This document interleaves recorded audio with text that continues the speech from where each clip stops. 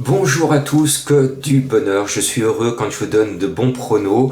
Et bien là, on vient coup sur coup de voir la tête du caissier, c'était facile, vendredi, le quintet en 5 chevaux.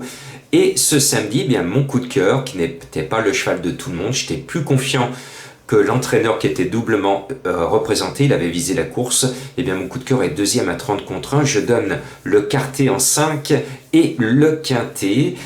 Donc voilà, on va pouvoir investir quelques sous les sabots des chevaux de ce dimanche à Vincennes, avec des chevaux qui ont pratiquement la pointure du Prix d'Amérique.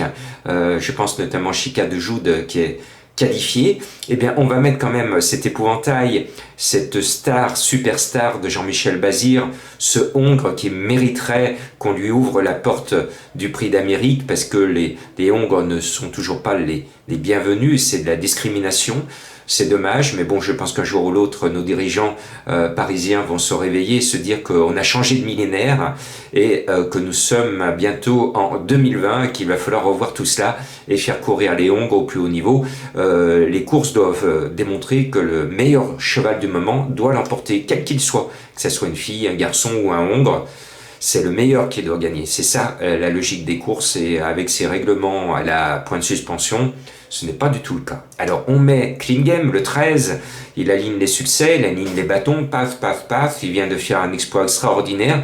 J'y croyais à cet exploit la dernière fois, et il a fait un sacré numéro, et je pense que là, il va regagner. Même s'il y a la présence de Franck Nivard, et souvent, pendant le meeting d'hiver, le jumelé Bazir-Nivard est souvent affiché à l'arrivée. Et Nivard, il m'a un peu déçu la dernière fois. J'étais très chaud avec Tessie d'été, qui porte aujourd'hui le numéro 6. Je pensais vraiment qu'elle allait gagner le dernier coup. Puis, elle m'a montré qu'elle n'était pas encore tout à fait à 100%. Là, elle a eu une bonne course ce jour-là. Elle s'est ouvert les poumons. Et cette fois, elle devrait se livrer au maximum. Et je l'intercale entre Klingem et Chica de Joude, le numéro 8. Alors pourquoi je mets Chica peut-être un peu bas par rapport à sa magnifique performance récente? C'est que maintenant, elle pense au Prix d'Amérique. Et comme elle veut avoir une chance dans le Prix d'Amérique, elle va pas se donner forcément à fond ce dimanche. Elle va bien courir comme à sa bonne habitude, mais Alain Laurent, il a tout intérêt à en garder sous la pédale, comme on dit. Et puis mon coup de cœur, c'est un peu une trouvaille. Je ne comprends pas pourquoi il est annoncé à 15 contre 1. Comme ce samedi, je ne pensais pas que cette cote serait à 30 contre 1. 15 contre 1 pour Coq-Steel, le numéro 3, alors que c'est un petit soleil sur le papier.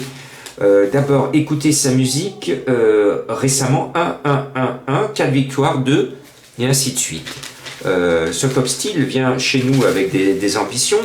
Et puis, faites bien le papier quand même, parce que Coq-Steel, il vient de battre à l'étranger Arasi Boko, qu'on le connaît bien, mais surtout Billy de Montfort. Il vient de battre Billy de Montfort, qui vient de se qualifier pour le Prix d'Amérique dans l'une des étapes préparatoires. La ligne est extraordinaire et il bat facilement Billy de Montfort. Et l'autre est à Milan au mois d'octobre, le 6 octobre. Il bat ce jour-là Vivid With Us, qui s'est qualifié aussi pour le Prix d'Amérique en gagnant le prix Marcel Laurent. Vous vous rendez compte, ce cheval qui aligne les bâtons vient de battre coup sur coup des chevaux qui viennent de se qualifier pour le Prix d'Amérique. Ça veut dire que lui-même aurait, pourquoi pas, la possibilité d'essayer de se qualifier. Parce que les lignes plaident en sa faveur. C'est le 3 Coq-Steel et c'est mon coup de cœur annoncé dans la presse à 15 contre 1. Bien, profitez-en. On va s'en frotter les sabots. Et puis, coach Franc-Bleu, alors, il est barré pour la victoire, à mon avis, c'est le 5. Mais il y a peu de partants, il est devant. Je pense qu'il va courir proprement et il va défendre les couleurs bleu, blanc, rouge, ce coach Franc-Bleu. Allez, et puis j'ai failli mettre en coup de cœur, si je n'avais pas trouvé le numéro 3, notre régional, mon chouchou, Balbir, le numéro 11. Il me fait penser à Éclat de gloire, qui était mon coup de cœur récemment dans un classique.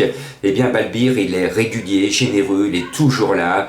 Où qu'il court, il est toujours à l'arrivée. Il rend 25 mètres, l'engagement n'est pas terrible, mais il n'y a que 13 partants. Et je pense que Balbir mérite de finir dans les 5 premiers. Et puis après, j'ai mis un peu bas Blé du Gers, le numéro 12, qui a un super gros moteur.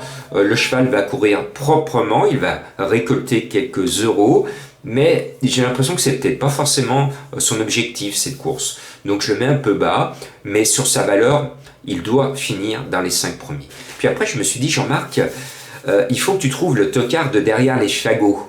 J'ai eu du mal à le trouver. Alors Anzy Deliard qui est derrière, il est à 33 contre 1, mais actuellement il est un peu limité, il finit peu dans les 3 premiers, en plus il rend 25 mètres. Looking Superbe, il n'est pas déchiré, il est qualifié pour le Prix d'Amérique, donc cette course a la vertu de l'entretenir avant le jour J, où il aura une toute première chance dans le Prix d'Amérique. Afghan Barbet, on pourrait, quand j'ai vu qu'il était déchiré, et quand j'ai vu la qualité de l'engagement à la limite de recul des 25 mètres, je me suis dit, l'entraîneur Bijon, il a visé la course et le cheval va se réveiller. Eh ben, Kennedy, puisque l'entraîneur dit qu'il n'est pas confiant du tout, le cheval n'est pas encore prêt. Donc ce n'est pas mon tocard. Et puis Ange de Lune, j'y croyais vraiment beaucoup la dernière fois. Il était sur son parcours de prédilection de 1100 mètres. J'en avais fait mon coup de cœur, il avait toutes les raisons d'être arrivé. Et puis il m'a déçu, tout simplement. Il n'y a pas d'autre mot, il m'a déçu. Il est resté là et ça m'emballe pas parce que là c'est sur plus long. Et puis l'objectif c'était avant. Mais bon, cet Ange de Lune, on le connaît bien. Et puis vainqueur RP, quand j'ai vu que c'était Bijon de nouveau et Raffin, je me suis dit attention, c'est là mon tocard. Et puis quand j'écoute Bijon, il est pas chaud du tout. Donc je me dis, j'ai toujours pas mon tocard. Et il me reste plus qu'un cheval. Alors je vous mets celui qui reste. Las Rajes Fes. Sur sa dernière course qu'on a vue à Paris, il a aucune chance. C'était un cheval qui refusait de trotter. Il était complètement déréglé et fâché avec le driver. Eh bien, je vous l'indique quand même parce que c'est l'un des plus rapides et de très très loin du peloton. Indice 1 en chrono. Il est annoncé à 35-40 voire 50 contre 1.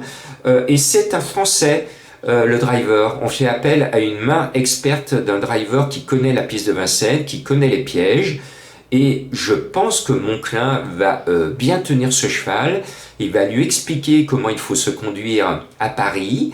Et je pense qu'il peut se montrer sage. Et s'il se montre sage, il va faire parler sa grande vitesse. Et pourquoi pas casser la baraque à beaucoup de paris en ligne.